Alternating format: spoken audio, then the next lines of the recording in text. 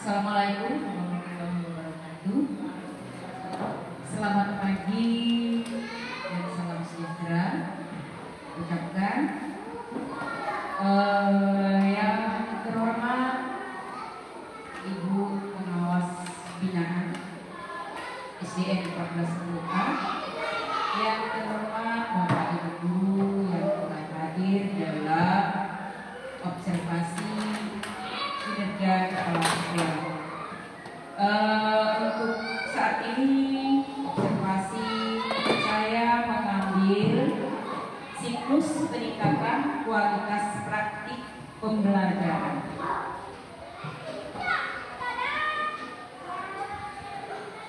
Mengapa saya mengambil siklus peningkatan kualitas praktik pembelajaran? Karena di sini kita melihat rapor pendidikan kita pada tahun 2024 setelah dianalisis banyak mengalami penurunan. Biarpun sebenarnya rapor pendidikan kita pada tahun 2024 itu banyak yang berwarna hijau, berarti nilainya termasuk nilai yang baik. Tapi setelah dianalisis, rupanya nilai kita turun dari tahun 2023 dan mengalami penurunan, terutama sekali pada bagian kualitas pembelajaran. Di bagian kualitas pembelajaran di situ kan semuanya berwarna merah. Makanya untuk itu waktu kita menetapkan pilihan untuk kinerja kepala sekolah dan guru, waktu itu saya mengambil siklus peningkatan kualitas praktik pembelajaran dan guru memilih instruksi pembelajaran. Untuk apa? Untuk meningkatkan bagian yang banyak turun tadi, yaitu tentang pembelajaran. Kemudian siklus peningkatan kualitas pembelajaran ini praktiknya dilihat dari tingkat upaya mengkomunikasikan arahan untuk memotivasi guru aktif terlibat dalam kegiatan komunitas belajar yang berpusat pada peningkatan kualitas pembelajaran.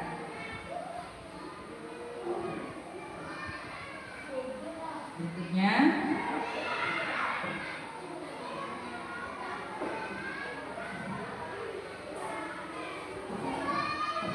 kepala sekolah memandu diskusi persiapan observasi kinerja guru secara terbuka, realistis dan relevan dengan peningkatan kinerja. Sebelum kita melaksanakan observasi, pertama kan kita diskusi tentang pilihan kinerja kita. Kemudian kepala sekolah membuatkan jadwal untuk observasi untuk yang dilakukan oleh ibu guru dan bapak guru. Pelaksanaan itu sudah kita lakukan. Sini perilaku yang dianjurkan yaitu mendiskusikan target perilaku yang relevan dengan indikator kinerja serta realistis untuk dipraktikkan dan ditingkatkan kualitasnya oleh guru. Kemudian mendiskusikan rencana pembelajaran yang sesuai dengan kebutuhan guru dan realistis dilakukan. Yang ketiga, mendiskusikan rencana observasi kinerja yang relevan dengan rencana pembelajaran serta realita yang dilakukan. Kemudian kepala sekolah melaksanakan observasi kinerja guru secara efektif dengan menetapkan rating berdasarkan bukti perilaku. 1. Memastikan lingkungan observasi nyaman dan mendukung. Meminimalisasi gangguan untuk pengamanan yang efektif. Di sini waktu-waktu kegiatan observasi lingkungan kita memang sudah tergolong aman dengan lingkungan yang tidak menimbulkan ribut karena kita jauh dari pasar, kemudian kendaraan pun yang lalu lalang termasuk jarang, jadi termasuk aman. Lingkungan sekolah juga aman. Kemudian yang kedua adalah pendekatan perilaku kunci yang relevan dengan kriteria observasi kinerja.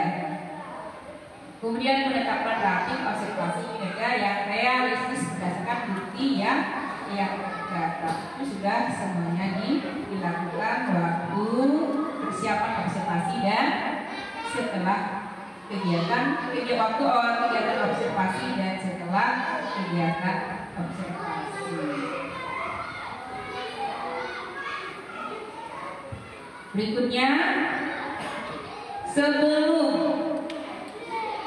pelaksanaan observasi, sini ada tugas guru sebelum melaksanakan observasi.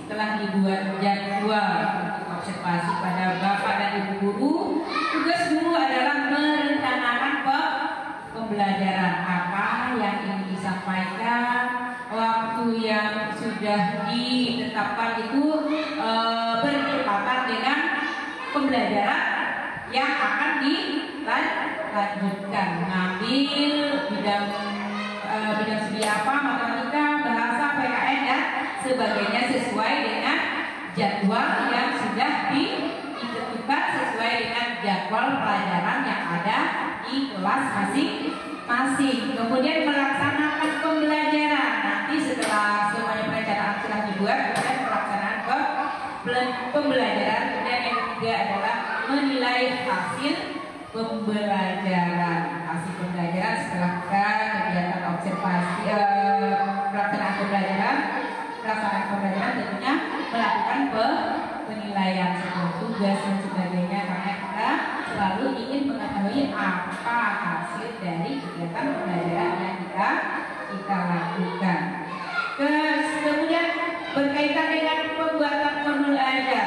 Pembuatan modul ajar kalau dulu kita sebut dengan istilah RPP ya. Sekarang modul ajar. Di dalam modul ajar itu harus ada pokok pelajaran, tujuan, kemudian strategi mencapai tujuan pengembangan, menciptakan pembelajaran teratur, menciptakan pembelajaran yang berpusat pada murid, dan alat ukur atau pencapaian tujuan pembelajaran. Alat ukur yang digunakan oleh bapak ibu guru dalam mengambil hasil pembelajaran. Kemudian mata pelajaran, materi pokok atau tema pelajaran yaitu yang berupa multi sumber. Waktu kegiatan observasi ya saya lihat bapak ibu guru itu sudah menggunakan media cetak. Media cetak itu berupa buku dan sebagainya. Kemudian elektronik, ada yang menggunakan proyektor, kemudian HP, laptop dan sebagainya. Kemudian lingkungan. Nah, kemarin ada yang menggunakan lingkungan seperti Bu Dalia kemarin langsung terjun ke lapangan waktu memberikan materi tentang sumber energi. Ada yang membawa anak-anak ke lapangan. Kemudian narasumber ini apa maksudnya narasumber? Ada yang tahu? Kemungkinan narasumber ini adalah orang yang menyampaikan materi. Di bagian ini tidak ada yang menggunakan ya. Kemudian yang lain-lain, misalnya penggunaan media-media lain yang merangsang kegiatan pembelajaran yang membuat anak-anak menjadi lebih hidup, lebih senang dalam menerima pembelajaran. Lihat waktu itu bapak ibu guru udah banyak menggunakan media yang multi, udah macam-macam penggunaan medianya. Kemudian tujuan dan area pengembangan. Tujuan dan area pengembangan itu harus ada tujuan ABCD yang maksudnya audiens, murid.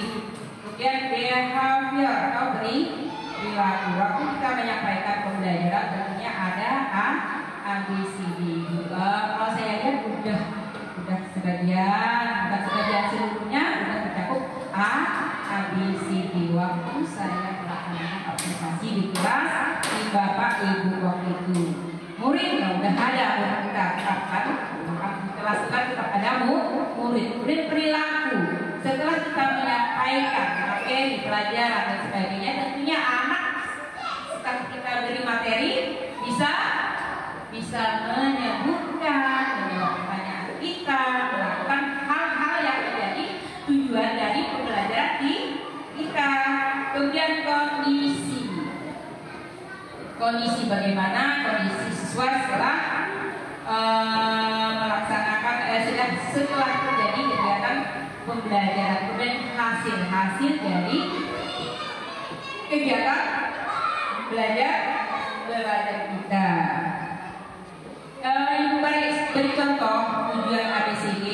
Contohnya adalah misalnya siswa kelas 5, misalnya kelas 5, audiennya adalah siswa kelas 5. Materi penyelesaian waktu itu kan penyelesaian matematika kan.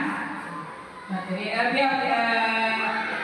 dia menyelesaikan soal matematika. Hampir berarti perilaku.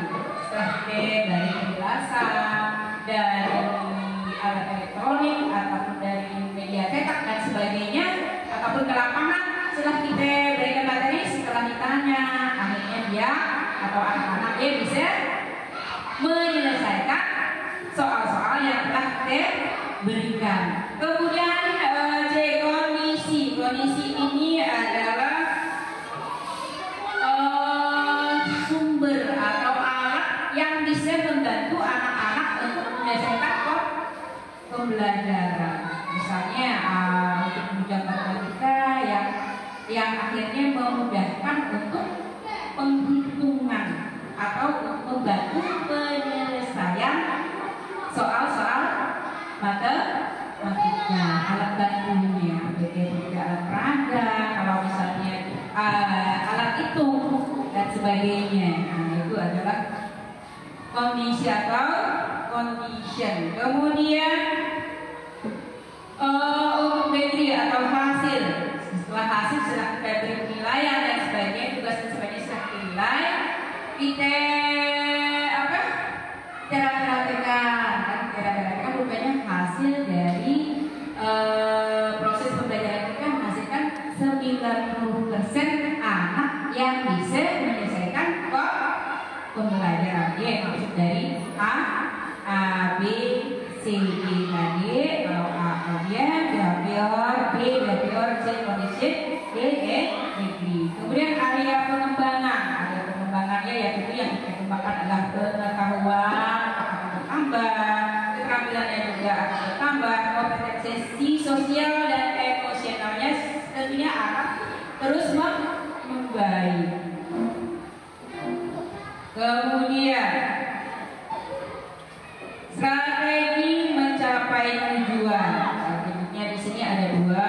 Pertama adalah metode strategi pembelajaran yang berpusat pada murid. Nah, berpusat pada murid seperti yang sudah diajarkan oleh kurikulum Merdeka yang harus berpusat pada murid. Jadi murid yang banyak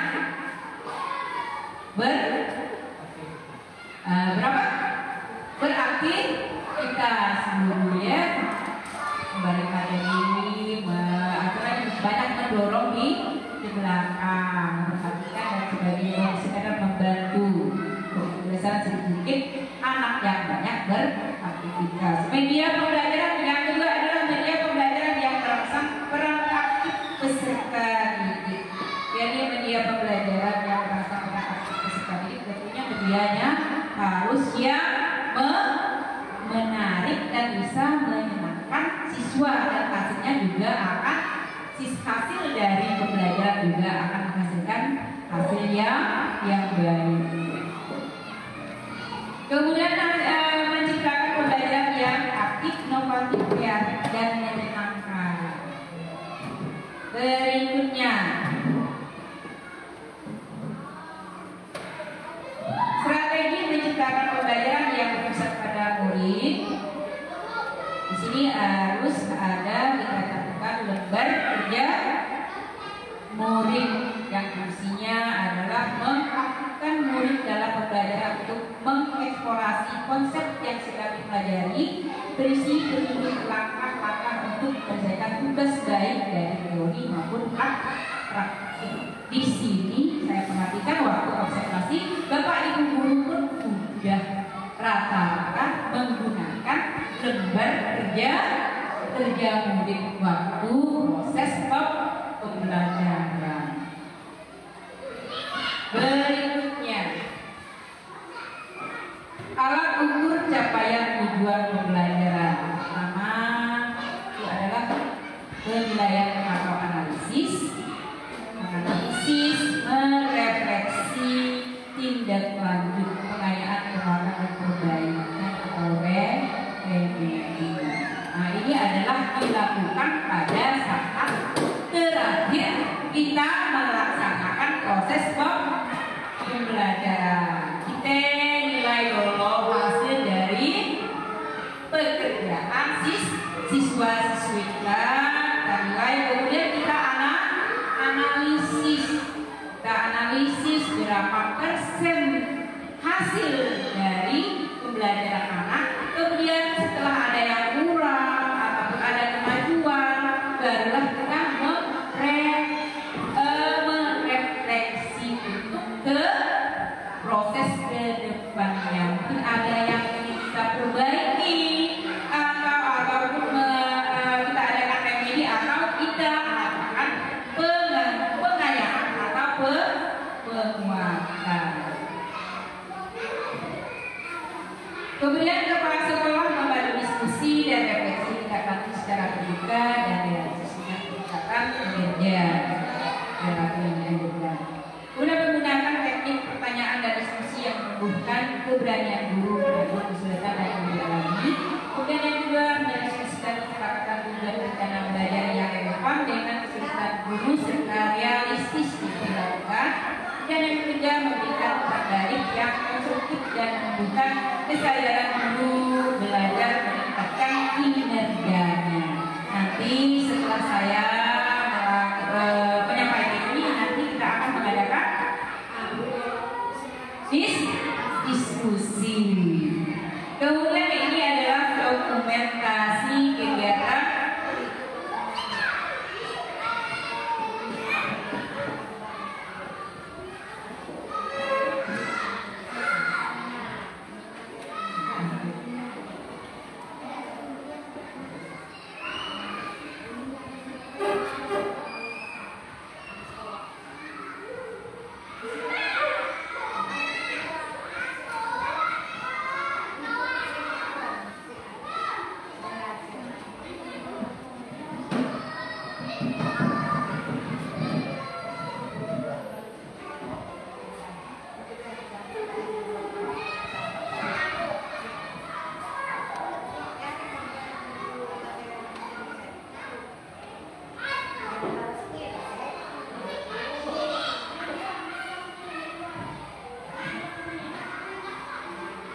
ini adalah foto-foto di dokumentasi waktu kegiatan observasi.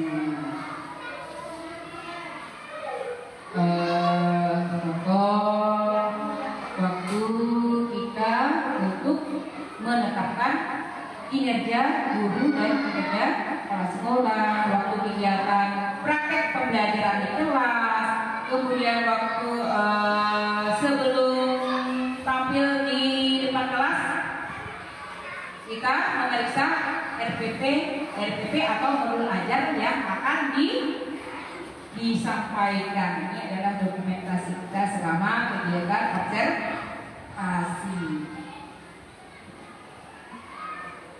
Ini adalah modul ajar dari beberapa sebagian guru yang saya tampilkan karena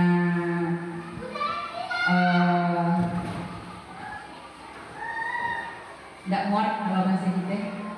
Jadi yang saya tampilkan cuma 4 RPP. Jadi setelah kegiatan ini, setelah saya menyampaikan slide ini, kita akan berdiskusi sebentar tentang refleksi umpan balik observasi di kelas. Sebelumnya saya ingin berikan pertanyaan kepada Bapak Ibu Guru. Nanti Bapak Ibu Guru siap-siap untuk menjawab hal-hal yang saya tanyakan. Yang pertama adalah setelah kegiatan observasi di kelas kita selama beberapa minggu, saya ingin bertanya yang pertama sekali kepada Pak Zulkifli. Apa kesulitan yang Bapak Ibu hadapi dalam menyampaikan pembelajaran? Pak Zulkifli, apa yang ingin Bapak rasakan setelah kegiatan observasi atau kegiatan proses pembelajaran yang merasa sulit? Apa kesulitan Bapak Dul dalam menyampaikan pembelajaran yang Bapak rasakan? Bukan waktu observasi saja, tapi waktu setiap proses pembelajaran di kelas Pak Jul. Assalamualaikum warahmatullahi wabarakatuh. Kesulitan yang saya alami yaitu untuk menemukan ide merancang modul yang akan kita rencanakan untuk mencapai target pelaku untuk nyusun modulnya. Untuk menemukan ide untuk membuat modulnya, ide baru. Kemudian kesulitan dalam menjelaskan konsep-konsep pemahaman awal peserta didik di awal pembelajaran untuk konsep sederhana. Konsep sederhana. Nah, di awal pembelajaran. Di awal pembelajaran merasa Pak Jul merasa kesulitan. Kemudian kalau Bu Dahlia, kalau pertanyaan yang sama juga, apa kesulitan Bu Dahlia dalam menyampaikan pembelajaran? Kesulitan yang saya hadapi dalam menyampaikan pembelajaran pertama adalah ada siswa yang tidak konsentrasi dalam pembelajaran dalam hal belajar. Yang kedua, ada siswa yang pasif menerima pembelajaran, tidak mau belajar. Ya. Hanya itu saja. Kemudian kalau kembali dengan Pak Jul, bagaimana usaha Pak Jul untuk mengatasi kesulitan tersebut?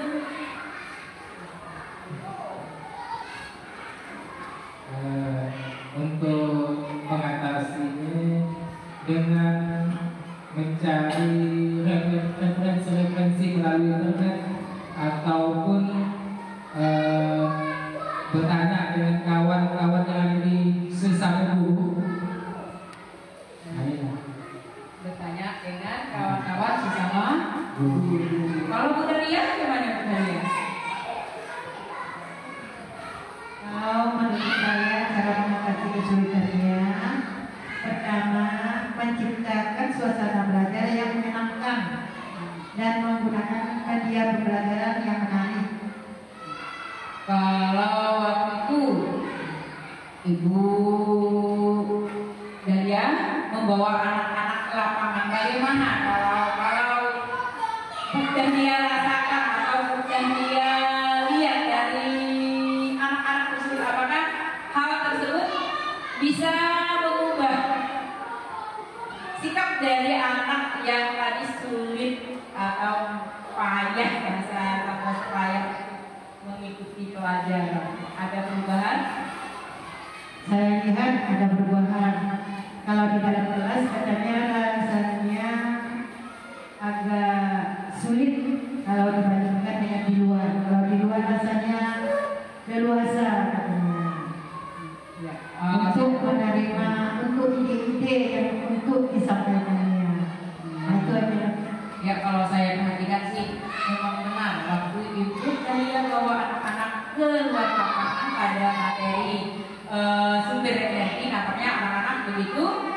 gembira semuanya. Saya lihat aktif mengikuti pembelajaran. Berikutnya, apa perubahan praktik yang akan Bapak Ibu lakukan? Bu Nena.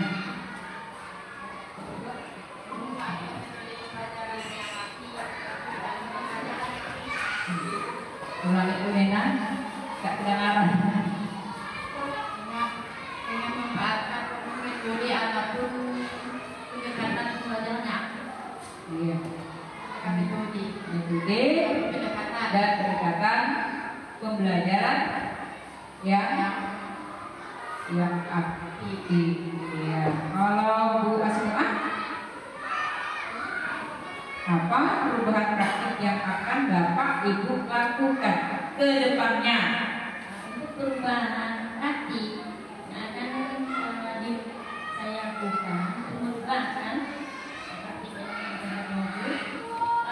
yang pertama saya ingin mengubah metode pembelajaran biar yang sebelumnya metode yang dilakukan kemungkinan masih belum sesuai. Jadi untuk ke depannya ingin mengubahnya supaya lebih meningkatkan pembelajaran dan hasil dari pembelajaran tersebut. Bagus untuk Bu Asma atas tekad ya yang akan dilakukan ke depannya. Berikutnya Bu Saptikri. Apa perubahan praktik yang akan Ibu lakukan?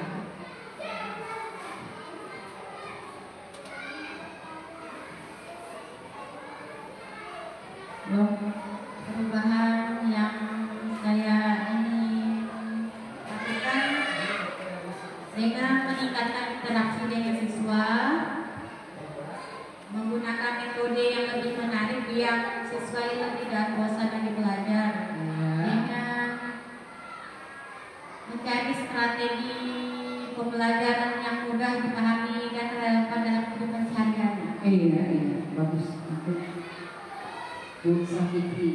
Kemudian yang terakhir, pertanyaan yang kelima. Apa teknologi yang menurut Bapak Ibu paling efektif dalam meningkatkan motivasi dan hasil belajar siswa? Sekarang giliran Bu Nena.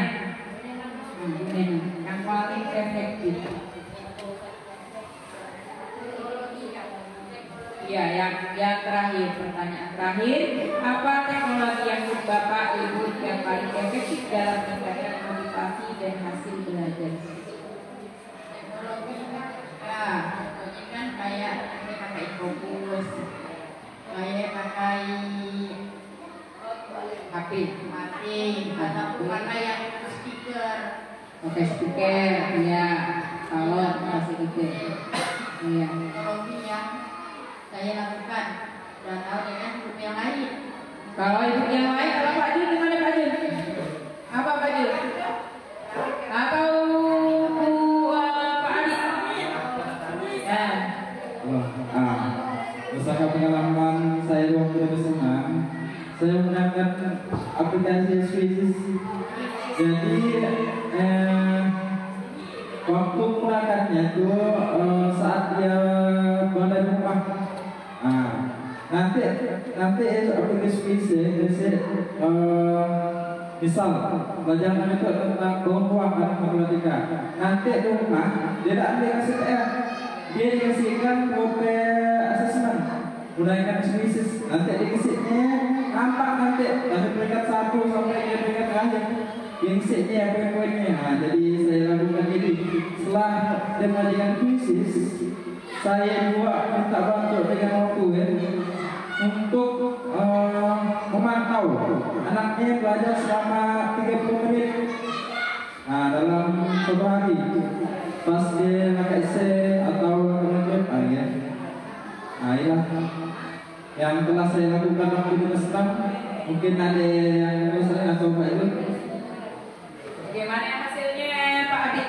Kalau kita perhatikan reaksi dari anak-anak.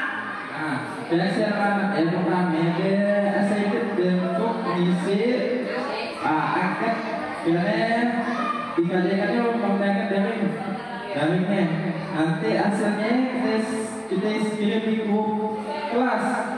Nah, nanti mau tahu soal mana yang anaknya mau paham, nanti dia evaluasi waktu dia belajar rumah. Nah, ya. Bagaimana Bapak Ibu? Rasa-rasa nak nurun dari yang disampaikan Pak model macam Pak Abid ya? Ya, coba nanti misalnya yang nggak tahu ya belajar dulu. Kalau kelas bawah bisa kan? Kelas bawah, kelas atas bisa. Kalau kelas bawah nggak bisa. Berarti yang bisa sekitar kelas apa? 5 anak. Nah, kalau misalnya model yang diutarakan oleh Pak Abid udah suah nyobe, berarti saya anjurkan untuk kelas 5 nanti bisa mencontoh, bisa belajar untuk bisa melakukannya di kelasnya masing-masing. Untuk ini saya akhiri penyampaian materi saya. Terima kasih kepada Bapak Ibu guru yang sudah antusias menerima dan melaksanakan ikut aktif dalam kegiatan materi saya. Pesan saya untuk meningkatkan kinerja Bapak Ibu guru, rajin-rajin menimba ilmu dari berbagai sumber, apakah dari kawan atau dari kombel atau dari hal-hal lain yang bisa meningkatkan kinerja Bapak Ibu guru. Nanti dari kawan-kawan desa sekolah mungkin ada ilmu yang lebih cepat dapat dari dia, nanti kita yang bisa kita terapkan di sekolah kita, nanti kita saling berbagi ilmu untuk kelas 1 atau kelas rendah atau untuk kelas tinggi. Tapi yang dulu dia yang berikan ke kawan-kawannya supaya hasil pembelajaran di sekolah kita akan terus meningkat. Di rapor sekolah kita pun yang merah nanti bisa menjadi berubah warna hijau. Sekali lagi saya ucapkan terima kasih atas usaha dan kinerjanya selama saya di situ, selama yang dulu udah ngajari siswa kita dari tidak tahu baca sampai lulus SD, sampai sekarang udah layak ujian. Kita doakan supaya hasil dari pembelajaran kita yang udah kita berikan dari kelas 1 sampai kelas 6 menghasilkan hasil yang baik, anak kita pun bisa lulus dengan nilai yang baik. Rapor pendidikan kita pun akan tetap nanti berwarna hijau. Sekian dan terima kasih. Saya akhiri dengan assalamualaikum warahmatullahi wabarakatuh.